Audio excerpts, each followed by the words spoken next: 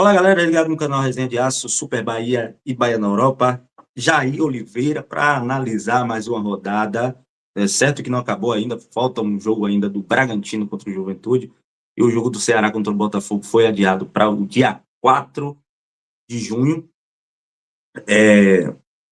Falar o quê? Falar dessa rodada trágica para o Bahia, né? Aconteceu uma coisa muito estranha lá na Arena do Grêmio. E, pô, falar de arbitragem é complicado, porque hoje a gente tem um futebol brasileiro muito forte, né? Times caros, milionários, elencos caros, jogadores com muita pompa, como é o Depay lá no Corinthians, o Oscar no São Paulo, juntamente com o Lucas. Aí você vai no Flamengo, tem a Arrascaeta, tem o Pedro, o Bahia tem o Everton Ribeiro, o Atlético Mineiro com o Hulk. Jogadores caros, jogadores que foram mundiais, né? E que hoje teriam até vaga lá no futebol europeu. Mas a arbitragem eleva o nível para baixo, mano. A arbitragem do Brasil ela é quase que amadora, né? E leva o nível para baixo, porque isso interfere no espetáculo, né? Não tem um padrão de decisão, não tem um padrão de faltas. Cada árbitro tem um critério diferente. Na Europa, tudo é padronizado. Você sabe, você assiste um jogo, qualquer jogo do campeonato inglês, campeonato francês, espanhol, você vai ver um padrão de jogo, um padrão de falta. A bola não para toda hora. Não é qualquer faltinha que o árbitro marca. E o jogador não reclama. Você não vê jogador, o cara caiu, ou o árbitro deixou seguir, você não vê o jogador reclamando, porque sabe que é o padrão é aquele ali. Né? E aqui, cada árbitro tem um critério diferente. Aí o que é que acontece? O jogador sente um contato, se joga. Né? Se uma mosca posa no ombro do jogador, o cara cai, pô.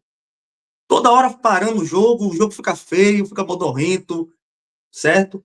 Fica cansativo, sonolento, jogo à noite.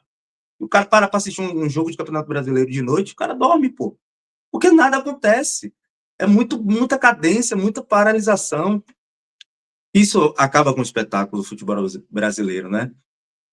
E ontem, pô, o que o Arleu fez foi um crime, pô. Um criminoso.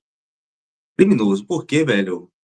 É inacreditável ele brigar com a imagem. O cara pisa claramente no braço do, do Marcos Felipe. Ele dá o pênalti, o VAR chama corretamente, o VAR fez o papel dele, que era chamar. Ele vai no monitor e fala. Primeiramente, ele fala: não, o goleiro deu um tapa no atacante. O cara, o VAR pergunta: Arleu, o que é que você viu? Não, o goleiro dá um tapa no pé do Bright White, certo? Vem a ver. Ele vê, aí ele já muda a interpretação. Não, o cotovelo derrubou o Bright White. Depois do outro, quando ele viu no outro ângulo, não, ele fala o corpo, o pé, o joelho que bateu no Bright White. E aí ele fala uma frase que chama muita atenção, que é: vocês concordam comigo? Ele fala: não, vocês estão de acordo comigo? Aí o VAR fala: não, a gente te chamou, porque você disse que o goleiro deu um tapa no atacante e a gente está mostrando que não foi isso. Que o jogador que pisou no braço do goleiro Marcos Felipe. Enquanto o VAR está se explicando, dizendo que não concorda com ele atropela já: não, me dê outra câmera aí que eu vou analisar lá a possível falta lá do câmera no Everton Ribeiro. Então, velho, não tem o que muito falar. Se não fosse esse lance, o Bahia não perderia esse jogo, com certeza. O Bahia era melhor, o Bahia dominava as ações, controlava o jogo, certo? Mas a arbitragem influenciou depois de toda a semana do Grêmio. Não vou me ater a isso, vou até botar a tabela aqui na tela para analisar aqui. O Bahia continua sétimo colocado, está ali ainda na briga, totalmente inserido na briga de Libertadores. Semana que vem o Bahia pega o São Paulo, né, para vencer, né? Pega o São Paulo em casa para vencer, para voltar a vencer, para voltar a encostar no G4, que é o grande objetivo do Bahia aí nesse brasileiro. em termos de título, de brigar ali, ainda não é esse ano que o Bahia vai ter essa força, né? Mas está totalmente inserido na briga pela Libertadores. Né? Outra coisa que eu queria falar do Bahia é que a arbitragem influenciou sim negativamente, mas o Bahia não pode perder os gols que perde. O Bahia não pode perder os gols que perde, velho. E assim, Lúcio, eu já tenho uma opinião sobre o Lúcio. Semana passada eu falei nas lives aí, quem assistiu viu, que o Lúcio, ele precisa de uma geladeira, pô. Ele precisa ficar uns jogos sem ser sequer relacionado, para botar a cabeça no lugar, certo? É um problema que para mim é extra-campo, não é dentro de campo, né? Que está influenciando, ele precisa dar um respiro, né? Colocar a cabeça no lugar, treinar, tirar os dias para ficar lá no CT só treinando, finalização, domínio, posicionamento, e depois voltar, velho. Porque não é normal isso que está acontecendo com ele. São 16 jogos já sem marcar. Para um centroavante, 16 jogos sem marcar. Para um centroavante não é normal. Centroavante vive de gols. O Rogério Ceni fala, não, ele corre, ele marca, ele se dedica, ele se cansa, ele se doa para o time. Mas, pô, não é, atacante não é isso. Tá parecendo o Gabriel Jesus na Copa de 2018, que não fez nenhum gol na Copa, mas Tite defendia ele. Não, ele marca bem, ele marca o zagueiro. Velho, quem tem que marcar é volante, lateral, zagueiro. Atacante tem que fazer gol. Atacante tem que fazer gol. Principal característica ou função de um atacante é fazer gol. Se o atacante não faz gol, o time não produz, né? E o Lúcio não vem produzindo nada. Não vem produzindo nada, perdendo gols feitos e prejudicando o time. Porque se ele é letal nos primeiros minutos, ali no primeiro tempo, o Bahia nem correu de arbitragem perderia aquele jogo, né? O Flamengo aqui, primeiro é o Palmeiras, né? Segundo, Flamengo. Terceiro, o Cruzeiro. Cruzeiro, quem diria o Cruzeiro, né?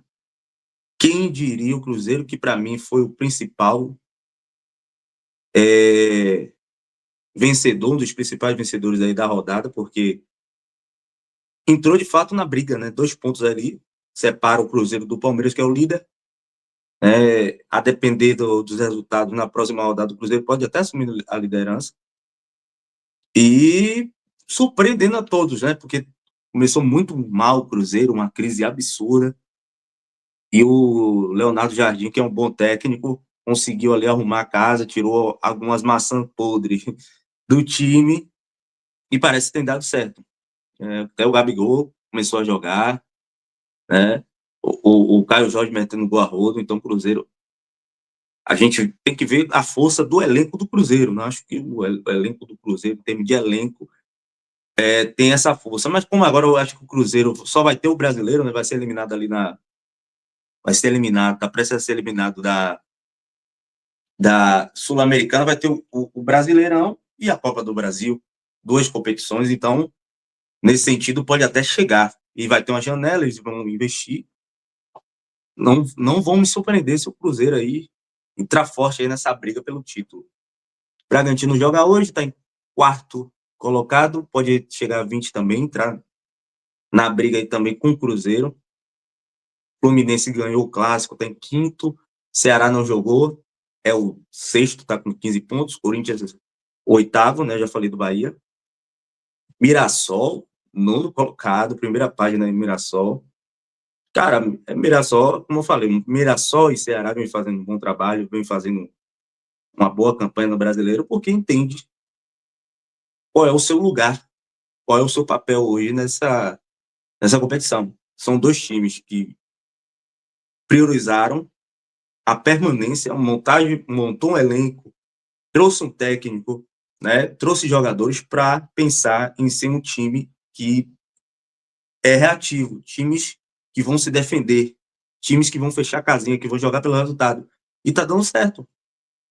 Diferentemente do Santos e do Sport, principalmente, que gastaram milhões, que trouxeram jogadores caros, né? Com características totalmente diferentes do elenco que ele tem, e estão se passando perrengue.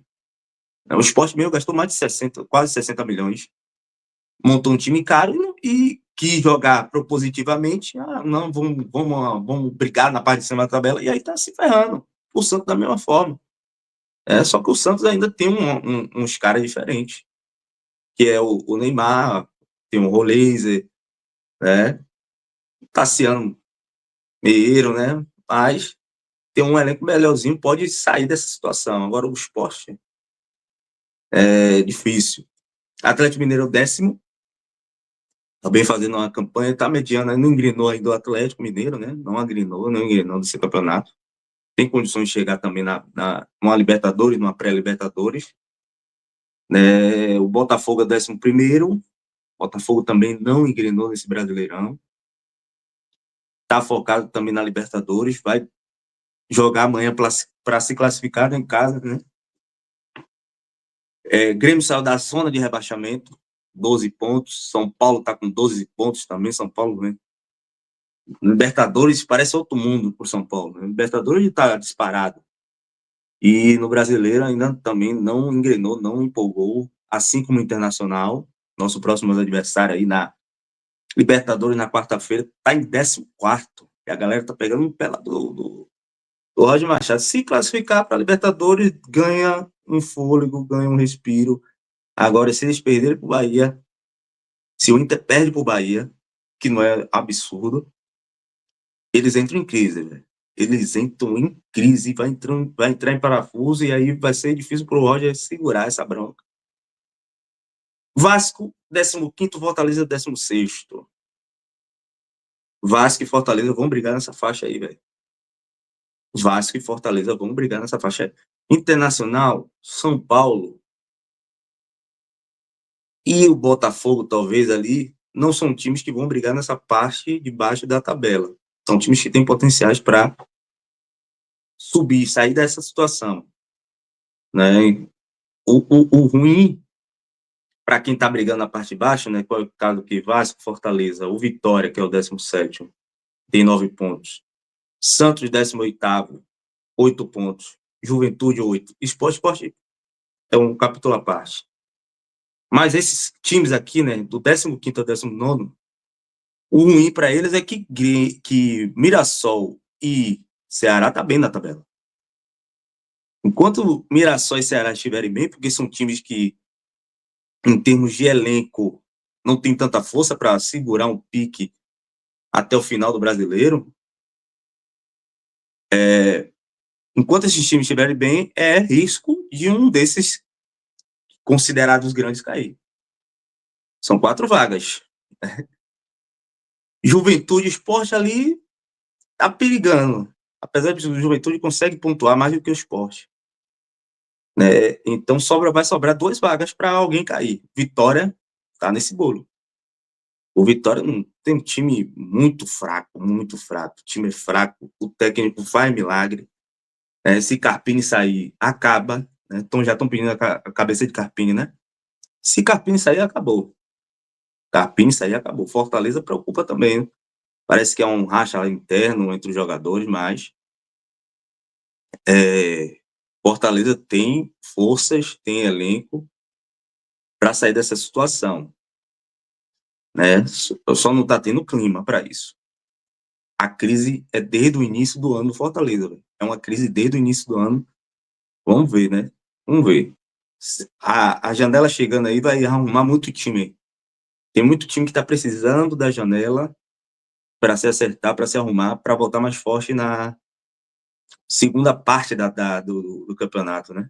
Depois da paralisação vai ter a segunda parte do campeonato, e aí muitos times reforçados, a gente pode ver algumas reações.